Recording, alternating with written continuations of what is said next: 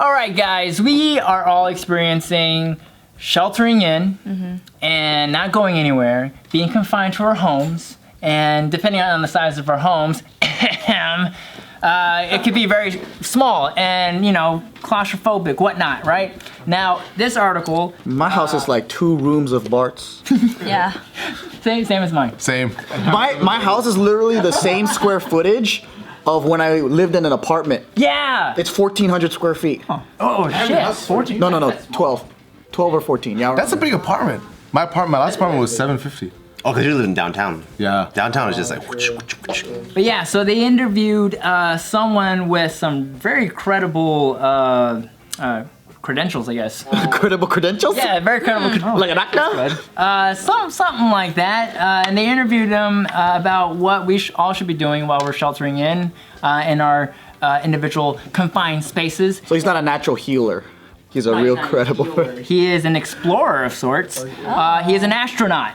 And astronauts, this guy in particular, his name is Scott Kelly. He spent a whole year in space. Yeah. And he was recently interviewed, and he offered a little bit of advice as to what he did for a whole year being quarantined in a space shuttle or whatever, right? Well, by himself? He was by himself. Was he also on Joe Rogan's podcast? I do not know. He wasn't by himself all the time because people come in? The International Space Station, so people from different countries fly up there. But I'm sure for most of the time he was by himself. Yeah, I mean, it's a limited amount of people. Maybe as many people as you have in your home, maybe your family or whatever. He flew up there with like Russians. Wow. He was telling his experience. Russians and Americans fly together? Yeah, we don't shoot any rockets up there. The Russians have it, and that's how SpaceX started. Because the SpaceX was like, Elon Musk is such a badass. He's like, okay, Russia, how much does it cost to buy a rocket? And Russia's like, this much. And he's like, that's too expensive. I'm gonna make my own rocket. And that's how he started SpaceX. And make it better. Yeah, that's exactly how he did it. But yeah, they say the Russian rocket is super scary because it's like Russian made and all janky and shit, and he's crammed in there with 2 other people at the tip top of this rocket, like just hoping you're gonna make it. Whoa. Isn't that all rockets though? I watch every single space movie, and when they take off, it's not like Star Trek was like pew, and they're all like calm and like no. If you think about it, you think about the American shuttles, right? When you think of Apollo and shit, and that's like this big ship that they're sitting in. This one's the tip of a rocket where 3 guys are crammed right next to each other, hoping you don't explode. It's completely different. Damn, but you wouldn't even know if you exploded. I feel like that's like instant death. Yeah, for sure. You're just like, oh god, oh no. You won't even know when it gets like super hot, they feel like the heat of everything going. It's crazy. That's crazy. But yeah, so this guy, he's an astronaut, and his number 1 tip was to maintain a schedule. Are we all doing that here? Yeah. Yeah? What kind of schedules are you guys doing? I'm here. I showed up today. It's a good schedule. I think since I have Taika, it's a little bit easier because he forces you to have a schedule if you want to get shit done. So like he wakes up 6:37. So like to still do podcasts, or if we have to get any like important like business stuff or emails out of the way, then we have to wake up at like 4 or 5. So we do that, and then after he gets up, then I work out, and after I work out, then I work, and then we have like scheduled family time. So it's like every day it's kind of rinse and repeat. And so like my schedule technically hasn't really changed much from pre-quarantine to pre-quarantine, except that I'm at home way more. So the location changed, and there's way more family time because there's less work to go around. Sounds good. So it's like, so I love it. I actually I've been loving it. Because you would have got to hear after like your busy business stuff was like more in place. Like if like all the things that we're planning to do for JK Barbell, right? Yeah. And then you would have probably got to hear, but you got to do this earlier because of quarantine. Yeah. That's tight. Yeah, so I've been loving quarantine actually. Me too. Same. Yeah, cause like, oh no! Whoa!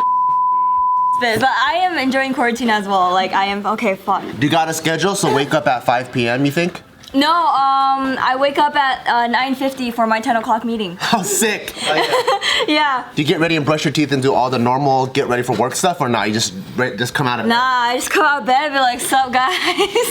Oh damn. They're very casual. Like I love the studio that I work at. That's awesome. Because it has elements of like my previous work style here at JK. Oh, okay. I mean, it's still entertainment. Yeah, and I feel fortunate that like I'm able to work from home as well too. But yeah, every day, 10 to 7. except for weekends. Weekends I just do whatever. I probably slept a ton right when I came back because I was jet lagged. And then I was like, oh fuck, I didn't know I needed sleep so much. And then I started getting into this weird jet lag where I sleep at like 9 or 10 and I wake up at 4. And I love that. Because I was naturally sleeping and waking up with no alarm and I was hella productive. The only thing I didn't like was I got tired as hell at like 6. So that's why I was forced to just unwind and just eat and chill at 6, take a bath, chill, and then like fighting myself to not go to sleep until like 9. I love that kind of jet lag too. Like the kind where it just makes you get up early and it makes you sleep early. I love that. But it's kind of like in quarantine, it doesn't really matter. And you realize that would be dope because then you get a head start. You're awake before everyone else. You get your shit done. Then you have your meetings, and then after that, you can. You're like, wow, it's 1 p.m. Now it's like it doesn't matter. Like I could, besides just the meetings. Yeah, that's true. Go to sleep at 4 or 5 a.m., sleep the rest of the day, wake up at 6 p.m., and then just do my own thing. That's true. But I like how feeling sun and running. Yeah, that's the part of it where you feel productive still. That's true. Yeah, he was saying here in the article, and I would have to agree with it. Having structure in your day allows you to have purpose for for the long run, because like maybe every once in a while going to sleep at like 5 or 4 a.m. is okay, but then like in the long run, if your schedule is like some nights I fall asleep at 4 a.m., some days I'm waking up at 3 p.m., and then eventually if that lasts like a whole 2 months. That's how you get depressed. Yeah, exactly. Yeah. Like you need purpose in life. Exactly. So it's the structure kind of like holds you down to something a little more like, like you can kind of just grasp throughout each day. And then having a consistent sleeping schedule is also really important because getting enough sleep and having consistent bedtime, I think it says here, allows for, it regulates your cognition, mood, and interpersonal relations. So if you're in a relationship, you're quarantined with someone else, if you're getting into some arguments, maybe try sleeping on a regular schedule, and maybe you might be in a better position to be with someone in close company. Dude, I've been in such a good mood. Have you been sleeping regularly? I've been sleeping like 8 hours, and then on the days that I'm like, I feel like I want to go back to sleep. I can't go back to sleep. I'll just lay in bed, but then I slowly get up and I'm like, all right, I chilled enough. Now it's time to run, and now it's time to move. But if I don't do the activity, physical activity, I think that's what makes me feel depressed. True. I did one day of that where like I laid in bed for a couple hours. I was just on the phone and I got up, I made some food, and I sat around and I never got my heart going. Yeah. And then that's when I was like, oh shit, I'm feeling bad and my mind's going in circles and I can't do this. Yeah, it's like you subconsciously need to feel like you're being productive, even though you're not actually thinking I need to be productive. Like, cause when I waste a day away, it's like fuck. Like feel bad. I feel you feel guilty for not having done anything. I'm a human piece of garbage being useless. Yeah. I don't know about you guys, but the way I look at like my day now, I see the sun as such a precious commodity. Cause I'm like, all right, what can I do before the sun goes down? And I'm like, once the sun goes down, I'm like, oh fuck, I ran out of sun time. So the next day, like I'm just like, okay, I need to get up earlier because the sun set this time. What can I finish during the time in which the sun's still up? Yeah, it's probably also because I spent all my time in the garage, and once the sun goes down, I'm like, where's everything? There's no light, huh? Yeah. There's no amount of work light that substitutes sun because it's like from every angle. Yeah. Well, the lights I just ordered on Amazon just came in yesterday, so as soon as this... Are they fucking bright? Are they like film lights, like HMI? No, like the long LED tubes. Oh, those, okay, yeah. Spread them out evenly. Damn, you're good then, I think. So you don't have a garage light? Oh, right now it just has that one center garage light. So as soon as it gets dark, I'm like, fuck, I can't see anything. Yeah, but yeah, I also feel better with the sun. That's why I also like working out during the day, and that's why I hated going to this one LA Fitness. I was underground, and you couldn't see the window. The one in Alhambra or Pasadena? Yeah. There's a few of them that are underground, and I hate it because I feel like when I can see the sun, I'm like energized and like ready to go. Yeah. I see everyone complaining about like, because maybe for some other people it sucks. They don't know how to deal with it. They're constantly being out. They need people, but they act like it's like in prison, like solitary confinement. I just feel like people who are complaining like that, they don't want to deal with their own issues. They don't want to deal with their own issues. I mean, that's how I see it. Yeah. But then the thing with that is, because in solitary confinement, it makes you go crazy, and they say it's not good for like the prisoners. Hey, I live alone. I've been alone for 20-something days. But I just want to see how that affects people after this. But even the people in solitary confinement, like the ones that survive, they have a schedule too. Oh, really? Yeah, they'll try to do like, I'll do a 10 push-ups forever. I don't know what an hour that has passed in my mind. And they give them a ball. Yeah, they give them like do something, you know, and at least have purpose. What's it look like? It's just It's just 4 walls. Literally? With pretty Black, big it's though. like pretty much black. Or is it like cement? What is it? I think cement. I thought that ball thing was just in movies. No, because I seen videos that are going like viral, like saying if this is like common practice or should we continue this. And right when they walk in, they just grab the ball and start bouncing it. I'd sleep, dude. I'm like, cool. I'm just like relaxing. Especially, yeah, because I think a lot of things I realized was one, I'm sleep deprived. I thought that I was sleeping enough, and I realized that I never felt fully recovered.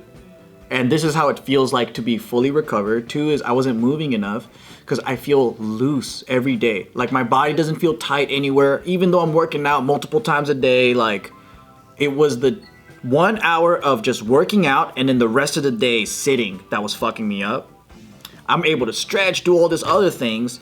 Yeah, and then 3 is like really being busy doing the things that I want to do, not the things that I have to do. There's a difference between the two. Yeah. Because what you have to do is a chore, and what you want to do is like fun. Yeah. But being in my backyard picking lemons for 2 hours. That was fun, dude. That was fucking fun. You should make it tricky. Get like a BB gun and try to shoot them off now. Oh shit, that's precision. Just picture all the lemons being destroyed, being shot. Do you have a sword or anything? That'd be fun too. It's like samurai cut them off. He has it here. Just bring it with him. Oh, true. Oh, I have other swords. But yeah, here's a picture of Scott Kelly, the astronaut. That's crazy. It's like the Bahamas. I know, right? Oh. Imagine waking up and seeing that as your view, man. I might get bored of it. The Earth is beautiful. You know, that's your TV. Like, okay. That's true. I wonder if he has Netflix. You see what multiple sunrises and sunsets a day on that thing. It's crazy. Do you think he's introvert or extrovert? I don't know. I wonder if most astronauts gotta it would probably help if they were more introverted, huh? I went to see him live. I'm trying to remember. I think he said he was pretty introverted. He said he was bad at school and everything back then too. And all of a sudden, one day in college times, he's like, "I'm gonna get my shit together." He just got smart overnight. He just got textbooks. He started trying to get his shit together. But in high school and stuff, he was not good at school. Wow. Even you can be an astronaut. I think quarantine time is a great time for you to get to know yourself. I know myself. Both my hands. Which is probably why you're enjoying. Which is why you're enjoying your time alone. I think, because I have a lot of mutual friends or contacts, people from college. They would say that oh, I wish we weren't under quarantine because now I don't have other things to distract me and I'm. From my sadness? Yeah. So I was just like, damn. I was like, ugh, I realized the outside world was my sadness. Because I'm happy with what's going on. That's healthy.